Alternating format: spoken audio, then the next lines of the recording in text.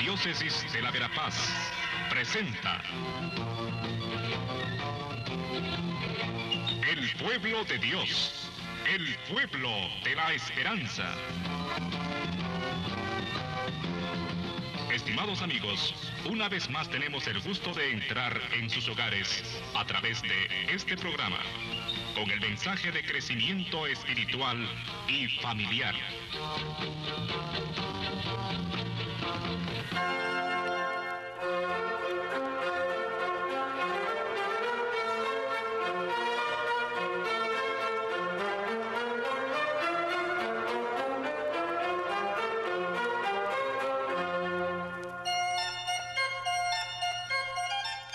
Saludos cordiales amigos, amigas, en este capítulo 17 de San Lucas, en el domingo del tiempo ordinario 28º, que ya van acercándonos al final del año litúrgico y también al final de ese recorrido que Jesús ha hecho desde Galilea hasta Jerusalén.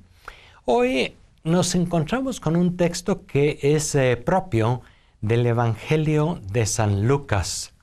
Acordémonos que es el Evangelio de la alegría, de la acción de gracias, de la misericordia.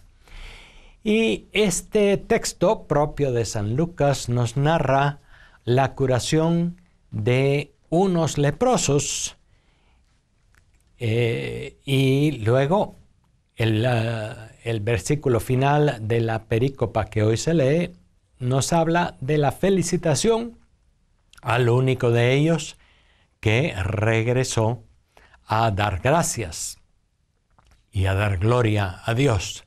Y por ahí va como el mensaje o la intención central de San Lucas en este texto evangélico para el domingo, que también tiene una cierta conexión con la primera lectura, en la cual en el libro de los Reyes se habla también de la curación de Naamán, el sirio, que también tenía una lepra.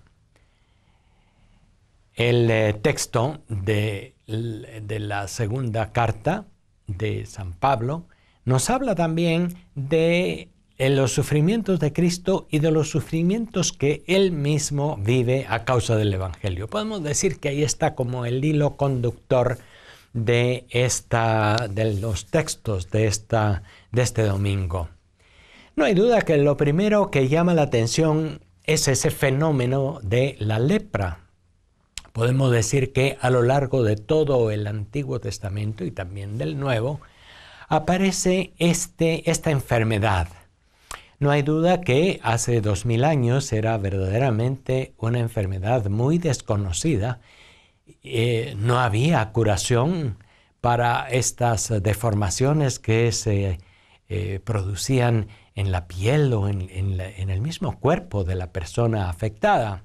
Estamos ante unas circunstancias en las que la salud pública no era también, por supuesto, para nada asemejable a lo que hoy es, aunque todavía hoy estamos en situaciones muy difíciles. En aquellos tiempos era verdaderamente complicado. No había curación, ni había, por lo tanto, tampoco ninguna otra atención. Y lo único que podían hacer las autoridades en el momento era alejar a aquellos enfermos para evitar los contagios. Hoy se sabe que la lepra en realidad no es contagiosa como enfermedades contagiosas, y hoy la lepra ha sido casi erradicada del panorama de la salud mundial. Sin embargo, hace 2000 años la mentalidad era aislar totalmente al enfermo para evitar cualquier contagio. Hemos de pensar también, hemos de saber que por lepra se entendía no solamente lo que la ciencia médica del siglo XXI considera como tal, sino también una serie de afecciones o de infecciones de la piel, y que al no encontrarse una causa y una situación eran todas pues consideradas como lepra y eran consideradas algo muy peligroso y por lo tanto los leprosos estaban ya desde la legislación que encontramos en el libro del Levítico destinados a estar fuera de las ciudades, o cuando estaban en alguna ciudad deberían estar aislados y deberían observar una serie de prescripciones, cómo deberían vestirse, no deberían acercarse a las personas, y para evitar esto deberían gritar desde una cierta distancia, leprosos, leprosos, para que la gente fuera saliéndose de su camino. De manera que era realmente una situación muy difícil, muy complicada, y que implicaba también una exclusión social. No era solamente el problema de la enfermedad, era el problema de la exclusión y de lo que aquello significaba. Y acuérdense ustedes también que en aquellos tiempos las enfermedades y todos los males materiales eran vistos también en cierto modo como un castigo por el pecado, de manera que sobre aquellos que tenían lepra recaía también la sospecha de algún pecado grave y alguna situación religiosa pues muy irregular. De manera que la situación de un leproso era verdaderamente uno de los modelos de la gente más despreciada por muchas circunstancias y, por supuesto, de la manera más inocente en el fondo. ¿Por qué? Porque era una enfermedad que se sufría.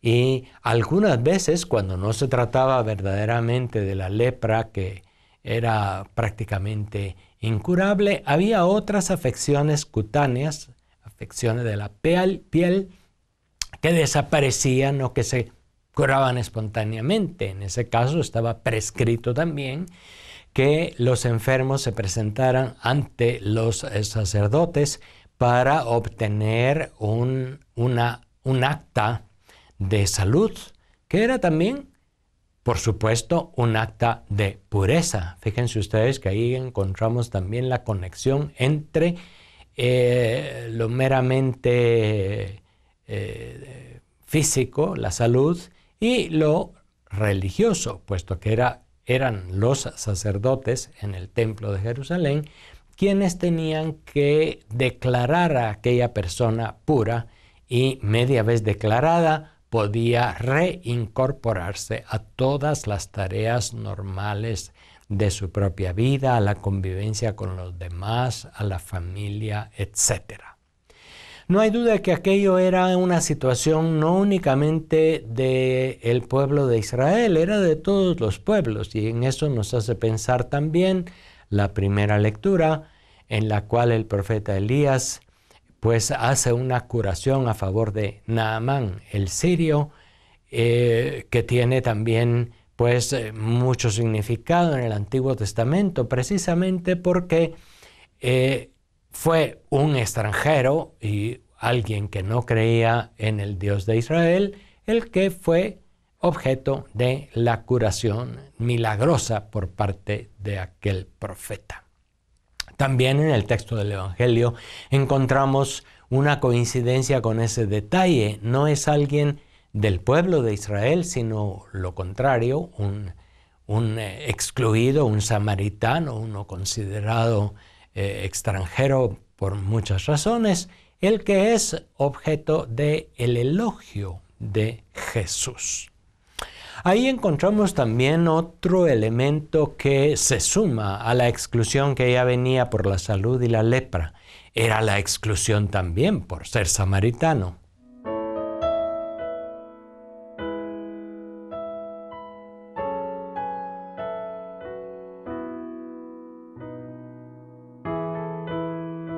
Los samaritanos, está claro que tenían una relación muy tensa con los judíos.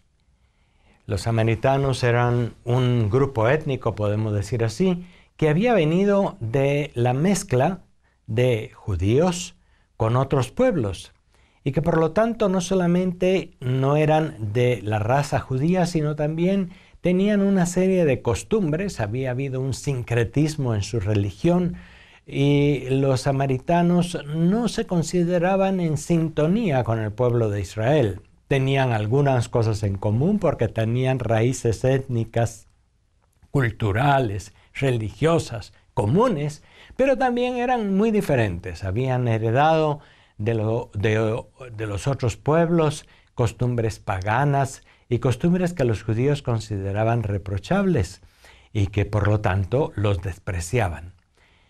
Ser samaritano era pues ser parte de un pueblo excluido, de un pueblo impuro. Algunos hasta les identificaban como endemoniados, etc. Los samaritanos eran también, por lo tanto, una porción de la sociedad altamente excluida. A tal punto que cuando alguien quería ofender a otro le podía decir, tú pareces o eres un samaritano. Y se lo dicen hasta el mismo Jesús en un determinado momento. ¿Eres loco o eres samaritano? ¿Qué te pasa? Era una ofensa muy grave. Bien, vista la situación de lo que significaba aquello por ser leproso y por ser samaritano, pues entendemos un poco más el gesto de Jesús. En primer lugar, Jesús, cuando escucha el grito de todos aquellos que en vez de decir leprosos, leprosos, aléjense de nosotros, dicen Jesús, Maestro, ten misericordia de nosotros. Quiere decir que aquellos leprosos, por lo tanto, habrían oído ya hablar de Jesús. Habrían entendido algo de la misericordia, de la atención de este maestro judío que realmente contrastaba con los otros maestros judíos que seguían simplemente la ley excluyente. Este maestro judío, Jesús de Nazaret, ya han oído que tiene una actitud diferente y se animan a pedirle algo. Ten misericordia de nosotros. Fíjense ustedes que les decía al principio de nuestra reflexión, el Evangelio de Lucas insiste mucho en esa actitud misericordiosa de Jesús, que con este milagro se puede ver muy bien explicada. La actitud de misericordia de Jesús está clarísima en este milagro, puesto que pone atención justamente a aquellos que son de los más excluidos de la propia sociedad y de la religión del momento por varios títulos. Son excluidos por su salud, por su impureza cultural y religiosa y por su etnia, por su raza. Eran considerados también gente violenta y gente que no se ajustaba a la ley de Israel. En unos capítulos también de las historias antiguas de Flavio Josefo se habla de las tremendas contradicciones y de los pleitos que habían entre judíos y samaritanos. Estos incluso pues hacían incursiones al pueblo de los judíos y una vez habían ido a tirar huesos humanos en el templo de Jerusalén. Eso era una ofensa enorme. Sin embargo, se atrevían a esas agresiones. Es todo aquello que hace a los samaritanos frente a los judíos francamente odiosos. Los dos pueblos mutuamente se excluían, se odiaban, se consideraban unos a otros impuros. Y es allí donde actúa Jesús. Y por eso el contraste para aquel contexto es mucho mayor que para el que nosotros pudiera tener ahora. Sin embargo, ahí es donde está una primera consecuencia que podemos sacar de esta reflexión de este domingo. Jesús nos muestra esta inclusión que tiene la actitud de misericordia. La misericordia, en primer lugar, no es excluyente, no es exclusiva. No es para estos que se sienten bien, que se han portado bien, que han cumplido con la ley o que incluso en la mentalidad antigua judía se lo merecen. La misericordia no es para el que se la merece. La misericordia no es para el que se la ha ganado por su perseverancia, por su pureza, por su pertenencia a un determinado grupo de gente que vive las cosas correctamente y bien. La misericordia tiene en primer lugar esa característica. Es dirigida a aquel que es más excluido de la propia sociedad y de la propia cultura. Nosotros pues podemos hoy también pensar en este siglo XXI. El mundo todavía está lleno de exclusiones. ¿Cuánta gente hay excluida de los beneficios del desarrollo de la sociedad? ¿Cuánta gente está excluida de los beneficios de la salud y de la educación? ¿Cuántas poblaciones están excluidas del simple derecho a la vivienda, a la alimentación, a la seguridad de su vida? ¿Cuántas poblaciones, cuánta gente sufre la violencia, sufre la guerra, sufre la exclusión por su raza, por su condición religiosa, por su condición sexual o social, por ser pobres o ricos, por ser parte de este o aquel otro grupo? Nuestro mundo aún vive esta tristísima experiencia humana de la exclusión. Y ahí es en donde el año de la misericordia, nos acercamos ya casi al final del año de la misericordia, ha apuntado la atención. Dios es misericordioso y Dios, por lo tanto, tiene sus ojos puestos en aquel que a nuestros ojos, a los criterios de las sociedades, de los criterios humanos, es más excluido. Conclusión, el que quiera ser discípulo de Jesús también tiene que ser misericordioso en el sentido de ser incluyente. Ninguna comunidad cristiana puede ser un grupo exclusivo, como se llaman algunos clubes especiales, ingreso exclusivo. Nos reservamos el derecho de admisión. Dicen muchos restaurantes, muchos clubes, muchos espacios de propiedad privada y excluyente. El cristiano es capaz de romper esas barreras, de pasar por encima de los criterios de exclusión que hoy todavía se manejan en nuestro mundo. Y una de las razones más claras en donde puede estar Dios y en lo que Dios quiere es cuando no somos excluyentes, cuando incluimos a los demás. ¿En qué?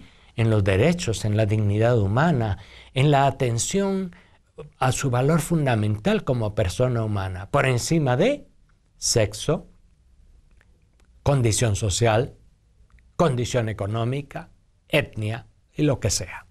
De manera que allí hay un elemento muy claro en la enseñanza de Jesús. Y pasemos luego a la otra cosa que llama la atención en el relato, y es el samaritano que vuelve a dar gracias y a dar gloria a Dios. Es lo que llama más la atención de primas a primeras en este relato, y es también algo que Jesús mismo ha felicitado.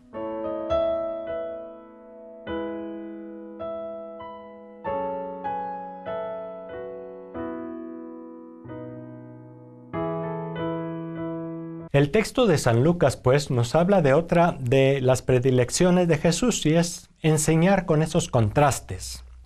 Podemos recordarnos nosotros de la parábola del buen samaritano. Fue el buen samaritano y no el sacerdote, el levita, el letrado, el que hizo el bien. De manera que Jesús también pone ejemplos, pone como ejemplo a aquel que es excluido, a aquel que ya de por sí tiene en las espaldas el prejuicio de todos los demás. Es el samaritano, con todo lo que significa, el que volvió a alabar y a dar gracias. Y Jesús pregunta un poco sorprendido, ¿no quedaron sanos los 10? ¿Cómo es que solo este vuelve? Y le dice a él, puedes irte, tu fe te ha salvado. Qué interesante también el enfoque de Jesús. La fe. La fe no es solamente una adhesión intelectual, hemos dicho, a algunas doctrinas. La fe no es solamente algo propio de algunos grupos que tienen fe y otros no lo tienen. Este samaritano, que no estaba dentro de la fe judía, la fe correcta en el Dios verdadero, este es el que es felicitado por Jesús como el que tiene fe. ¿Por qué? Porque al fin y al cabo, este es el que ha confiado en Jesús. Este es el que siendo samaritano, ha puesto sus ojos en un maestro judío diferente. Este samaritano es el primero que no ha sido excluyente. Los otros que eran enfermos y que eran judíos no volvieron. Y ese contraste llama la atención. Algunos comentaristas dicen que quizá no volvieron a dar las gracias porque un poco se sentían con el derecho de ser curados. Se sentían un poco con el derecho de que un maestro judío les devolviera la salud.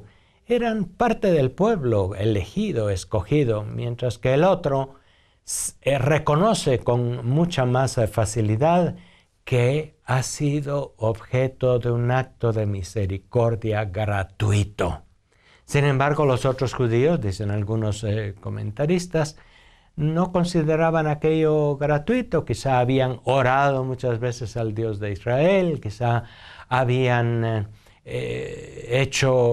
cumplido perfectamente las normas de exclusión, se habían ajustado a todo y ahora habían ido al templo también a obtener el certificado de salud y de pureza. Habían hecho todo lo mandado y por lo tanto como que se merecían aquella curación, aquella sanación. El samaritano, por el contrario, sabe que de ninguna manera se lo merece, ni se lo ha ganado, ni ha hecho quizá nada absolutamente para ser visto con misericordia por Dios. Y por lo tanto, reconoce otra dimensión de la misericordia que también nos interesa subrayar, y es la gratuidad. La misericordia de Dios es verdaderamente gratuita. Nuestra misericordia, nuestro servicio a los demás, nuestra atención muchas veces es interesada, no está libre de otras motivaciones. Mientras la misericordia de Dios es verdaderamente gratuita, no espera nada a cambio, ni quiere nada a cambio.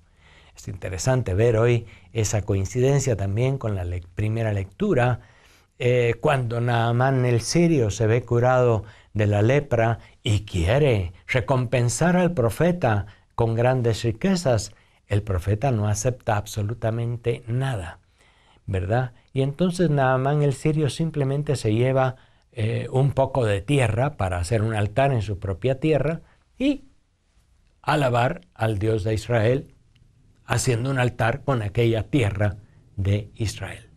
Pero en fin, se subraya entonces el asunto de la gratuidad. Jesús es gratuito, así como el profeta en aquel tiempo también había manifestado la misericordia de Dios hacia Naamán el sirio con absoluta gratuidad. Un mensaje muy hermoso para aquellos discípulos que van siguiendo a Jesús en la subida a Jerusalén. No exclusión, gratuidad. Dos características que deberían estar en nuestras relaciones interpersonales cada día, que deberían estar en las relaciones políticas y sociales cada día. Una sociedad que no es excluyente, sino que incluye a los demás, es una sociedad que va adelante. Porque fíjense que no hay ninguna sociedad que sea homogénea, en la que todos sean parte de la misma raza, del mismo grupo social, de las mismas condiciones. Todas las sociedades, y hoy cada vez más, debido también a la migración, a la globalización, etc., todas las sociedades son muy diversas, muy plurales, se dice hoy. Y entonces, la capacidad de incluir a los demás, que son diferentes, que no son de mi grupo, mi raza, mi religión, mi punto de vista, mis ideas políticas, la capacidad de acoger, de no excluir y de trabajar con otros y de entrar en diálogo y de admitir las diferencias, eso tiene también a nivel social hoy una consecuencia muy importante. Y está su raíz en esta enseñanza del Evangelio y en esta narración que encontramos, por cierto, solo en San Lucas. San Pablo también nos hace ver hoy en la segunda lectura algo interesante. Él mismo sufre las consecuencias de los duros trabajos del Evangelio y sabe que lo hace con absoluta gratuidad como Jesús lo ha hecho.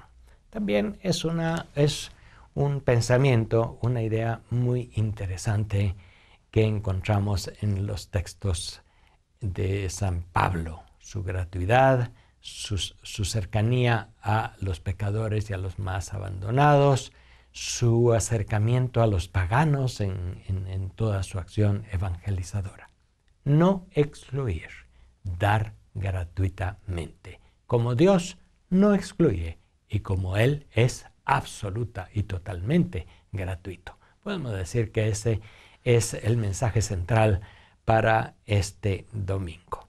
Y no quiero terminar el programa de hoy sin de nuevo presentar nuestra felicitación a nuestro obispo emérito, Monseñor Gerardo Flores Reyes, que el pasado viernes celebró sus 50 años de ordenación episcopal. Ya tiene 90 años de edad. Sin embargo, agradecemos al Señor este don del ministerio de Monseñor Flores y pues las celebraciones que hemos tenido el pasado viernes han manifestado el aprecio del pueblo de Dios y el aprecio de toda esta iglesia diocesana a el ministerio y el servicio de nuestro obispo emérito. De manera que también muchas felicidades, Monseñor Gerardo Flores. Hasta la próxima. Gracias por su atención.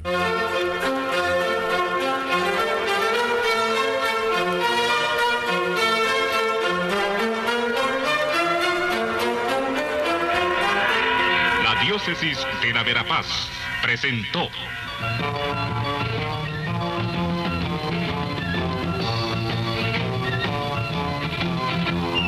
El pueblo de Dios, el pueblo de la esperanza.